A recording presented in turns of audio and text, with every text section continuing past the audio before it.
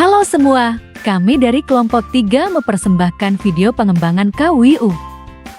Video ini merupakan tugas proyek pengembangan kewirausahaan dari kelompok 3 dengan dosen pembimbing mata kuliah kewirausahaan yaitu Bapak Dr. Walid SPD MSI. Berikut adalah anggota kelompok kami. Ada Muhammad Ariel Alfaris dengan NIM 4101422050. Kemudian Jin Ajeng Istiqomah dengan NIM 4101422070. Selanjutnya ada Anggi Sapti Kirani dengan NIM 4101422085 dan yang terakhir Muhammad Zana Bilhat dengan NIM 4101422086.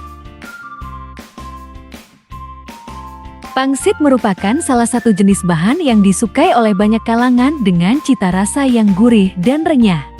Pangsit memiliki peminat yang banyak mulai dari kalangan remaja hingga dewasa. Hal ini tentunya membuat para pelaku usaha memiliki peluang yang terbuka lebar.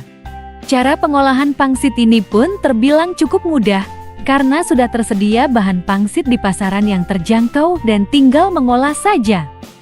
Agar memiliki daya jual lebih, kami mencoba membuat inovasi berupa dimsum pangsit dengan cita rasa yang lebih khas, yaitu dengan menambahkan isian berupa mie, tahu, dan sayur serta bumbu dengan berbagai macam rasa yaitu original dan pedas yang membuatnya lebih unggul dari dimsum pangsit lainnya.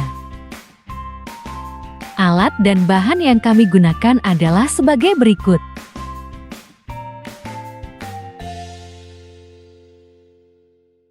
Berikut adalah metode pembuatan sumpit.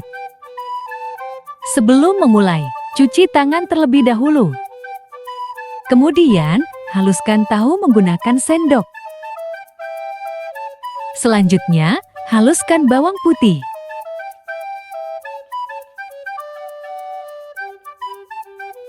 Kemudian, iris daun bawang kecil-kecil dan iris bawang bombay menggunakan pisau.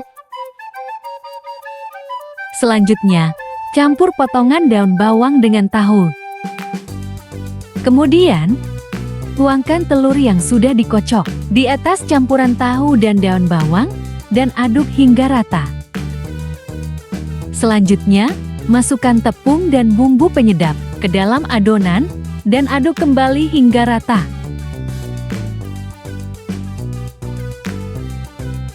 Setelah tercampur sempurna, kukus adonan hingga matang. Sembari menunggu adonan matang, yuk membuat sumpit isian mie.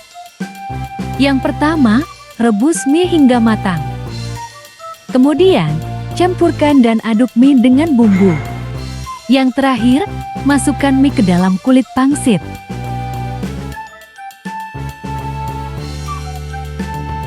Jika adonan tadi sudah matang, yuk membuat sumpit isian sosis dan tahu. Yang pertama, potong sosis menjadi 6 bagian. Kemudian, masukkan adonan tahu dan sosis ke dalam kulit pangsit. Selanjutnya, bentuk sumpit isian sosis menjadi segitiga. Yuk lanjut membuat sumpit isian tahu. Yang pertama, masukkan adonan tahu ke dalam kulit pangsit. Kemudian, bentuk sumpit menjadi seperti siomay. Waktunya menggoreng. Panaskan minyak, lalu masukkan sumpit. Goreng sumpit hingga matang. Setelah matang, angkat dan tiriskan.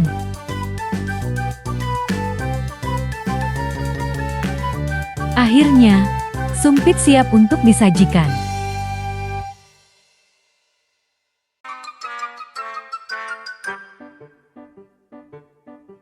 Untuk kemasan yang kami gunakan, kami menggunakan kemasan yang sederhana dengan sedikit sentuhan stiker brand kami.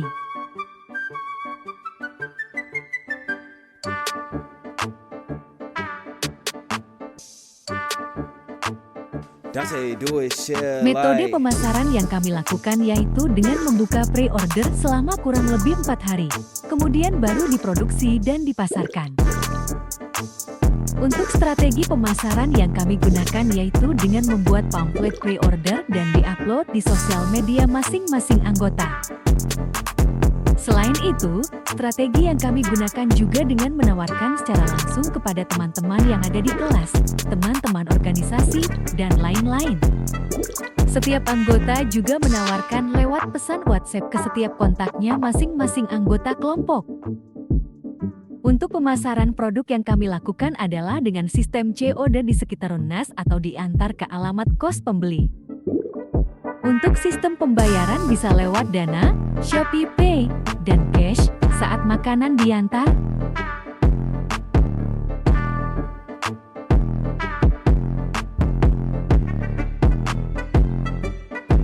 Berikut adalah periode produksi sumpit.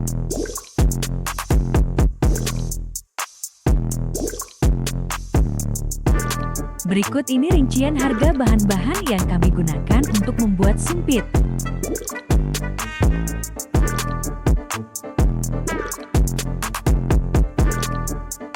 Berikut ini adalah rincian penjualan sumpit per produksi. Dari penjualan tersebut, kami memperoleh keuntungan sebesar Rp92.000. Simpulan yang kami peroleh yaitu, usaha sumpit ini memiliki potensi yang cukup besar dalam masyarakat. Sumpit yang bernilai gizi dan inovatif akan menjadi makanan yang terkini. Usaha sumpit ini bukan hanya sebagai pemenuhan tugas mata kuliah kewirausahaan, melainkan sebagai pengalaman. Kemudian bagian saran, usaha makanan dimsum dengan inovasi kulit sumpit bisa menjadi peluang yang menarik dengan potensi untuk menarik perhatian pelanggan dan membangun merek yang unik. Perlu dipastikan untuk merencanakan dengan baik, menjaga kualitas, dan terus mengembangkan ide-ide baru untuk mempertahankan daya saing bisnis kuliner.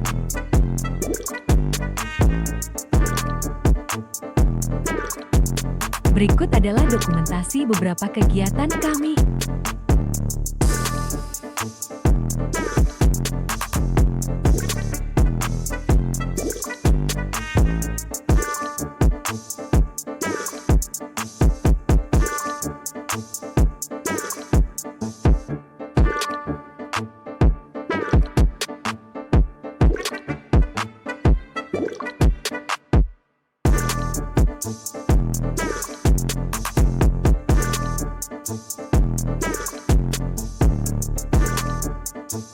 Sekian video pengembangan kewirausahaan dari kelompok 3. Terima kasih telah menonton.